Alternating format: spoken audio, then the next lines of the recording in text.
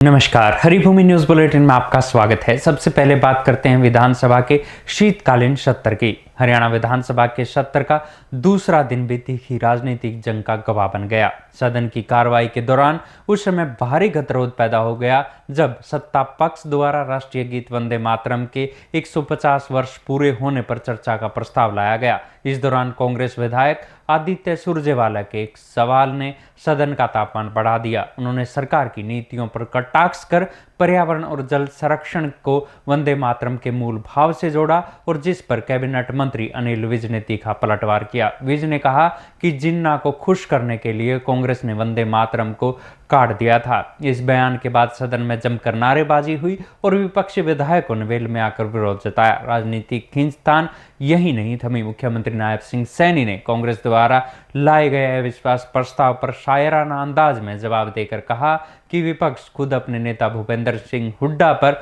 भरोसा नहीं करता, क्योंकि अविश्वास प्रस्ताव के नोटिस पर नेता प्रतिपक्ष के हस्ताक्षर ही गायब है। मुख्यमंत्री ने इसे कांग्रेस की हताशा और अंदरूनी फूट करार दिया। वहीं सदन में जनहित के मुद्दे भी गूंजे। जहां विनेश फोगाट ने रेलवे पुल की मांग उठाई, वहीं बीबी बत्रा ने परिवार पहचान पत्र को लेकर सरकार को घेरा।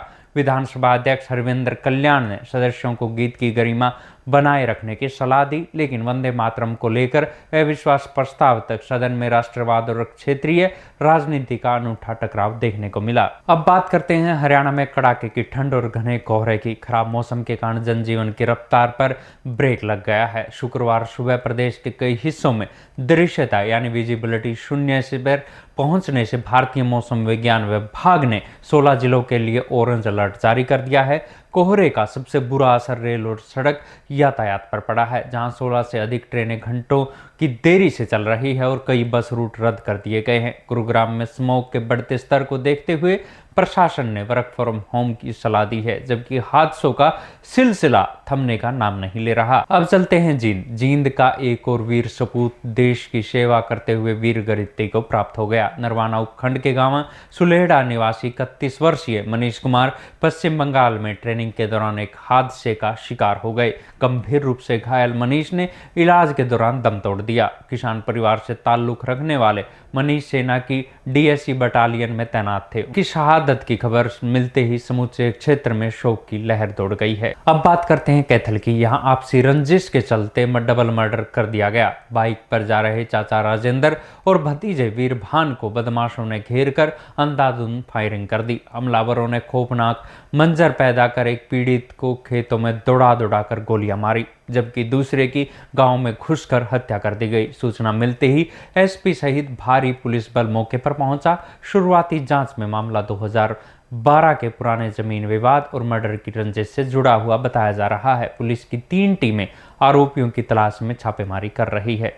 अगली खबर फरीदाबाद से। यहाँ एक महिला खिलाड़ी के साथ दरिंदगी का मामला सामने आया है।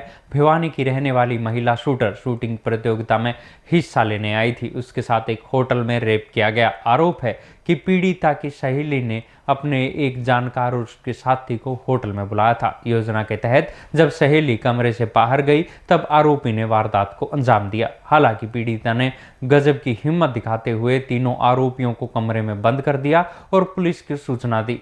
पुलिस ने सहेली समेत 3 आरोपियों को गिरफ्तार कर जेल भेज दिया है। वहीं रोहतक नगर निगम की हाउस मीटिंग विकास कार्यों पर चर्चा से पहले ही अखाड़े में तब्दील हो गई। बैठक शुरू होते ही वार्ड 19 के पार्षद विजय गोयल और मनोनीत पार्षदों के बीच तीखी बहस और भिड़ंत के बाद हंगामे के चलते माहौल काफी तनावपूर्ण रहा। हालांकि बाद में पार्षद द्वारा माफी मांगने पर मामला शांत हुआ। इस हंगामे के बीच सदन में एलिवेटेड रोड के निर्माण, चौकों के नामकरण और डॉग शेल्टर जैसे 17 महत्वपूर्ण विकास एजेंडों पर प्रस्ताव रखे गए। बैठक में पार्षदों ने अधिकारियों पर वार्डों में मूलभूत सुविधाओं की अनदेखी का भी आरोप लगाया। अब बात करते हैं हिसार की। यहाँ कोर्ट परिसर में सुरक्षा व्यवस्था को थत्ता बता एक शातिर फरार हो गया। चोरी के आरोप में बरवाला थाना पुलिस द्वारा पेशी पर लाया गया आरोपी विशाल पुलिस कर्मियों को चकमा देकर फिल्मी स्टाइल में कोर्ट की 12 फुट ऊंची दीवार फांदकर भाग निकला। बदमाश की चालाकी का अंदाजा इसी बात से लगाया जा सकता है कि उसने मुख्य गेट की बजाय पार्किंग के रास्ते सेक्टर 15 की ओर छलांग लगाई।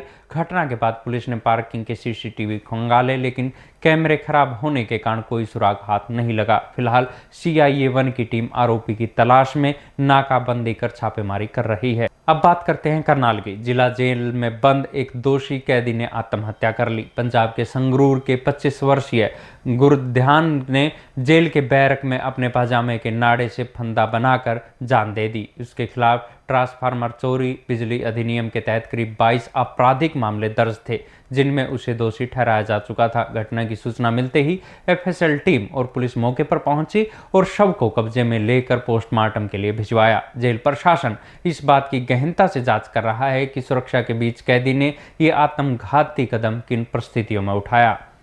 आखिर में बात करते हैं साइबर सिटी गुरुग्राम की। यहाँ सेक्टर 31 स्थित साइबर पार्क में गुरुवार रात मामूली विवाद में हिंसक मोड़ ले लिया। पार्किंग में एग्जिट रास्ते से गलत दिशा में मर्सिडीज कार घुसाने को लेकर शुरू हुई बहस देखते ही देखते खूनी संघर्ष में बदल गई। आरोप है कि कार सवार युवक ने गार्ड की पिटाई की, जिसके बाद आक्रोशित सुरक्षा कर्मियों ने एकजुट होकर मर्सिडीज पर लाठी डंडे बरसाए और उसके शीशे चकनाचूर कर दिए। इस पूरी वारदात का वीडियो सोशल मीडिया पर जमकर वायरल हो रहा है। पुलिस ने दोनों पक्षों की शिकायत दर्ज कर मामले की जांच शुरू कर दी है और CCTV फुटेज खंगाले जा रहे हैं।